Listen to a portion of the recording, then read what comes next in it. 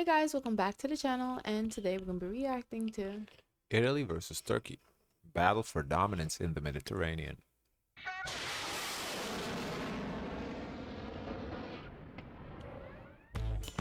where is that going? Oh, no. I know, The interesting. Turkish Navy has taken over We mostly see these videos, Turkey versus Greece. Now we got Italy involved. the entire Mediterranean, and we, as good Italians, haven't even noticed.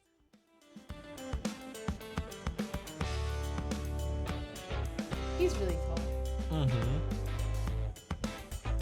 Erdogan. The Turks are our exact opposite. When it's time to fire, they don't ask permission to anyone. They just pull the trigger. Better ask for Italy apology and Turkey than have shared a long and complex history Better ask Oh, for Lord. forgiveness than for permission, right? stretching back 2,000 years. Today, they're both members of the NATO alliance, and they have recently signed important agreements regarding trade, defense, and aerospace cooperation. But make no mistake, they're not friends, but strategic rivals, and nowhere is this rivalry stronger than at sea, where they're silently battling for dominance in Central and Eastern Mediterranean. Today, we compare their navies, but most importantly, their strategies, their visions. I also wear the Italian Navy pin for this special one, but before starting, if you love the Italian Navy and the sea as much as I do, please check out this amazing book, Il Grande Equipaggio. Here you can find news, curiosities, and amazing pictures about the Italian fleet. This is not sponsored content, but if you love the sea and the Navy, you can't miss it. I'll leave the Amazon link in the description. So this is sponsored content, and he's putting an affiliate link. Alongside the French Navy, which we're going to cover in another video, Italy and Turkey possess by far the strongest fleets in the Mediterranean. But to truly understand the naval balance of power in 2025, we need Greece to is not split this included video yet? into sections. First, we're going to analyze ships, carriers, submarines, all the means at the disposal of these two navies to understand how capable they really are. Second, but most importantly, we're going to explore their naval doctrines, their I geopolitical think it's because ambitions. we're seeing their working relationships too as well. Like we saw both the Prime Minister or President shaking hands. Of course, what do these countries want to do with their fleets?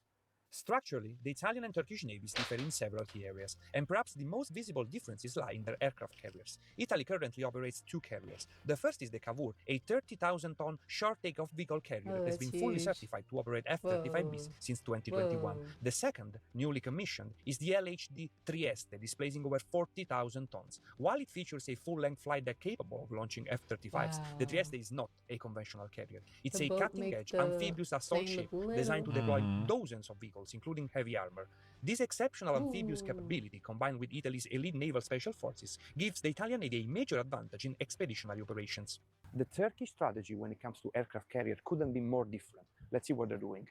At the moment, Turkey has only one aircraft carrier, but is far from a conventional vessel. It's the TCG Anadolu, a sister ship of Spain's Juan Carlos I, built in cooperation with Navantia. As of now, it is the only aircraft carrier in the world specifically designed to launch drones instead of conventional F-35Bs. This vessel has become a symbol of Turkey's naval doctrine, which places enormous emphasis on unmanned aerial systems, cheaper than F-35s and just as effective in many types of missions. Turkey is a global leader in drone design and Yeah, I mean, drones, you don't need people. You can run it in way with riskier missions. You don't have to care about human life, preserving, the pilots' lives. It's much better. production, and during the bilateral agreement signed with Italy in April 2025, Turkish drone giant Baykar, owned by the family of President Erdogan's son-in-law, Selçuk Bayraktar, acquired our company Piaggio Aerospace, taking over all of Italy's aerospace drone know-how. In this critical field, both for present and future warfare, Italy is unfortunately light years behind.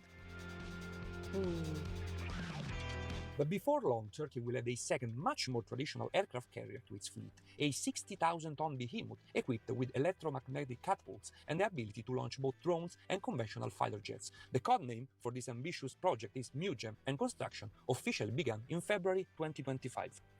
And this brings us directly to one of the key points of this video. Even if in 2025 the Italian Navy might still hold a slight edge in terms of overall capabilities, Turkish national shipbuilding has made staggering progress over the past 2 decades. Today, Istanbul launches 2 to 3 new warships per year, a rhythm that Italy simply cannot match, and perhaps doesn't even want to, considering the hostility of Italian public opinion toward any initiative aimed at protecting national interests. In my opinion, the future... I don't remember right now what is Italy's defense spending, But like from what I remember, you know, when we do that to European countries, EU to meet that 5% target, I feel like the southern countries, like farther away from Russia, they have low defense spending too. Like they're not worried about the war, so Yeah. they don't spend as much. I definitely know Spain and Portugal is low. I don't remember Italy though, but if Italy is kind of like Spain and Portugal, then there's no way they can compete with Turkey because they just don't spend money on weaponry. Clearly Or they belong don't have like clear threats. Who's like Oh, who's the right, yeah, threats?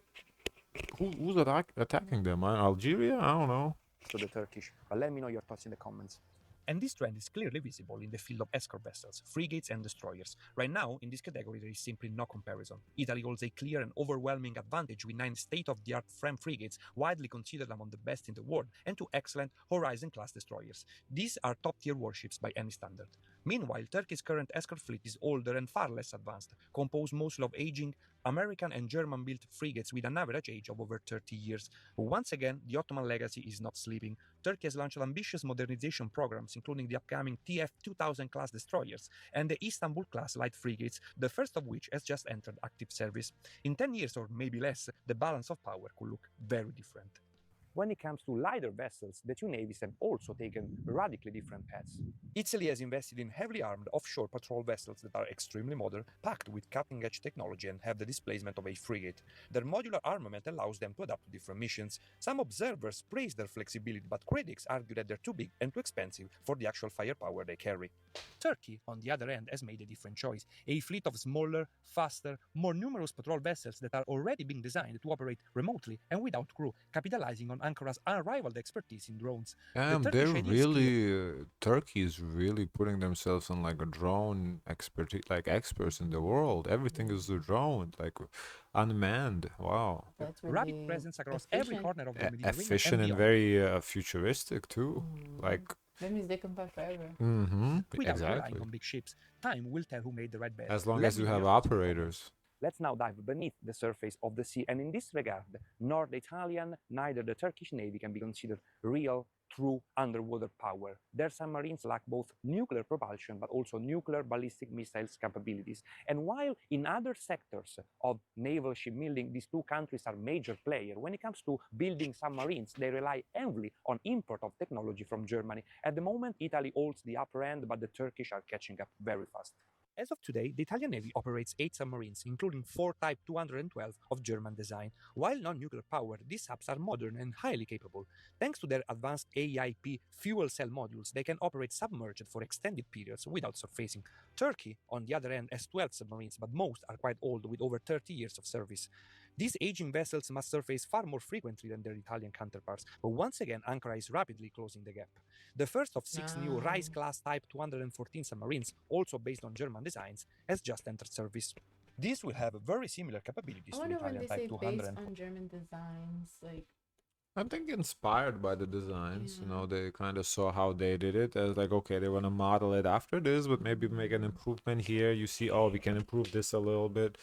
I think that's how technology works. You kind of take something as inspiration and then modify it to kind of improve it a little, get a little bit better version. Well, but with even more advanced systems and the capability to launch not only traditional anti-ship torpedoes, but also domestically produced Turkish non-nuclear ballistic missiles, the Atmaka. So far, we have compared ships, carriers, submarines, but numbers alone don't win any kind of conflict. What matters much more is how, when, and why you use these kind of ships. And in this regard, Italy and Turkey couldn't be more different. Paradoxically speaking, they're both part of the NATO alliance, but their interpretation of being part of this alliance is a world apart, literally. Italy's naval strategy has traditionally been NATO-centric and extremely multilateral in a passive and defensive way. Rome's doctrine does not seek confrontation. If anything, Italy has been described as a reluctant maritime power.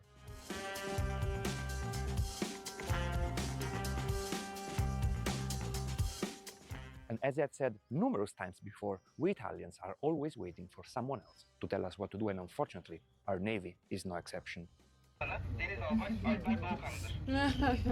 that's funny. By contrast, in 2019, Turkey formally embraced the Mavi Vatan or Blue Homeland Doctrine, which marked a dramatic shift to an assertive, maritime-focused strategy. Blue Homeland redefines Turkey as a major naval power with the goal to expanding Ankara's interests across the surrounding seas. It prioritizes securing maritime rights, for example, offshore energy deposits or sea lanes, and has a strong nationalistic tone. Under this doctrine, Turkey has pursued an aggressive stance in the eastern Mediterranean, for example, sending drill ships and warships to contested waters near Cyprus and Greece to being assert in a its claims. submarine, I can't. That's kind of creepy. Yeah, you have to not be claustrophobic. Ankara's leadership, notably President Erdogan, has been unapologetic about challenging the status quo. Turkey, which is a country. Overall, I feel like serving in the Navy, you know, in the waters, it's tough because submarine, you underground. Yeah, but even in like a regular ship, you overground, but you still like on that ship, though. You isolated in the middle of nowhere, just on the ship, no land inside. It's I feel like tough. you go crazy. Yeah, it's tough.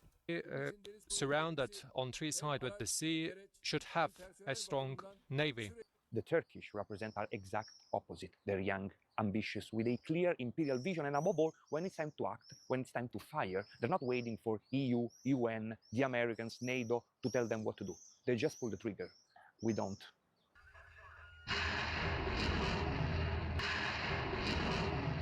And for us Italians, old, tired, ready to bury our heads in the ground, hoping that nothing bad will ever happen, having a neighbor like this is a massive problem. Turkey's doctrine is inherently autonomous and sometimes antagonistic even toward allies. It reflects a desire for strategic autonomy and regional dominance. The annual Blue Homeland exercises themselves are a form of strategic messaging. In early 2025, the Mavi Vatan drill saw 77 Turkish ships, 7 submarines, 31 aircrafts, 28 UAVs, and 20,000 personnel training across the Mediterranean and surrounding seas.